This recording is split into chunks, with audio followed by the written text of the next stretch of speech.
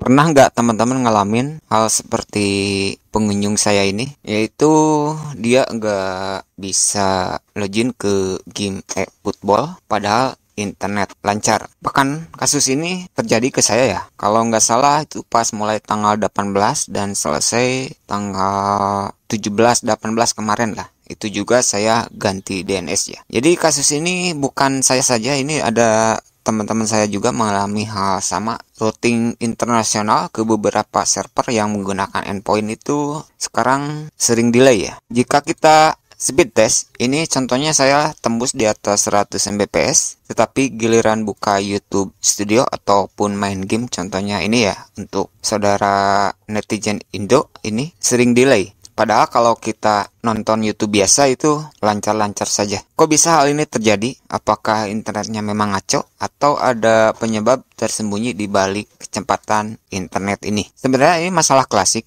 dan masalah ini sering membingungkan ke kita ya sebagai pengguna. Sebenarnya bukan Indihome saja, ini untuk yang lainnya juga. Dan secara teknis kecepatan internet kita memang bagus, apalagi kalau speed test ya dilakukan ke server lokal. Tetapi yang banyak orang tidak tahu itu adalah misalkan saya akses ke YouTube Studio ataupun ke game ya, ataupun layanan internasional lainnya, tidak selalu lewat jalur yang sama, dan disinilah peran DNS dan routing jaringan menjadi sangat krusial. Jadi DNS itu seperti penerjemah alamat domain ke alamat IP ya. Kalau DNS Indihome telat ataupun salah arah jalur, maka kemungkinan koneksi kita ataupun internet teman-teman akan diarahkan ke server yang lebih jauh, padahal ada yang lebih dekat. Contohnya yang terbaik di Indonesia itu ataupun di Pulau Jawa adalah melakukan routing ke Singapura dulu ya begitu. Dan ini akan mengakibatkan delay meningkat dan teman-teman akan merasa membuka main game ataupun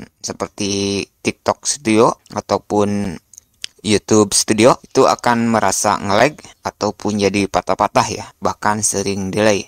Sebenarnya masalah lainnya adalah masalah routing internasional Indihome yang kadang memang jujur tidak selalu optimal ya. Meskipun bandwidth kita besar, tapi jalur yang dilewati bisa terlalu panjang atau bahkan bisa overload ya. Ini mungkin teman-teman sering melakukan speed test ya. Hasilnya bagus tapi perform ke server internasional justru buruk ya. Solusi yang saya ambil sebenarnya cukup mudah ya, yaitu kita bisa mengganti DNS bawaan provider ke misalkan DNS Cloudflare dan Google. Kebetulan saya menggunakan Cloudflare dan Google ya.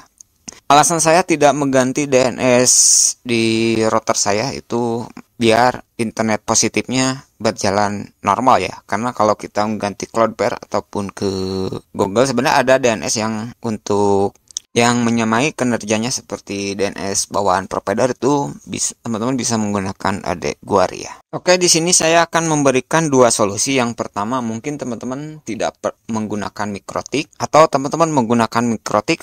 Caranya sama, kita langsung praktek saja. Cara ini bisa teman-teman lakukan di ponsel juga ya, karena pada dasarnya sama. Sebenarnya untuk seputar masuk ke router atau mengganti DNS-nya di router sudah sering saya bahas ya. Tapi di sini saya akan bahas cepat saja. Di ponsel teman-teman silahkan akses untuk IP-nya bisa menggunakan browser Chrome ya. Biasanya untuk gerbang ataupun untuk gateway-nya untuk Indihome itu menggunakan 192.168.1.1.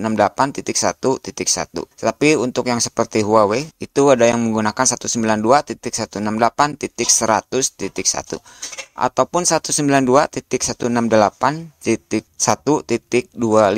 Ini sering saya bahas sih sebenarnya untuk mencari IP router. Silakan login, saya tidak perlu menjelaskan cara loginnya ya. Untuk di sini saya akan login menggunakan user, tidak akan menggunakan admin. Kalau saya contohkan menggunakan admin, kemungkinan teman-teman tidak bisa login ya. Apalagi untuk Indihome sekarang sudah menggunakan password hash untuk adminnya. Untuk defaultnya bisa user ataupun user 1234 ya. Untuk passwordnya begitu ya, username-nya sama user. Nah, setelah masuk teman-teman, ini bisa teman-teman lakukan di mode user juga. Silakan masuk ke local network, atau jika routernya berbeda teman-teman silahkan cari yang ada berhubungan dengan LAN ya. Ini ya. Ini kebetulan yang F670 ini di local network masuk ke LAN ya. Lalu teman-teman pilih yang DHCP server. Nah, di sini kenapa saya menggunakan DNS ISP, karena saya tidak atur di modem secara langsung, tetapi saya atur di MikroTik. Saya juga akan jelaskan secara singkat di MikroTik ya. Jika kebetulan teman-teman menggunakan MikroTik, kalau tidak di skip saja ya. Nah, ini secara default seperti ini ya. ISP DNS ini on ya. Teman-teman bisa off kan. Lalu teman-teman primary DNS silakan isi 8888, sekunderinya isi 8844. Ini DNS Google ya. Kalau teman-teman ingin menggunakan Cloudflare silakan isi menggunakan 1111 dan untuk sekunderinya 1001. Kalau sudah silakan pilih apply ataupun klik apply. Oke, selanjutnya kalau kebetulan teman-teman menggunakan MikroTik, silahkan login dulu ke MikroTiknya.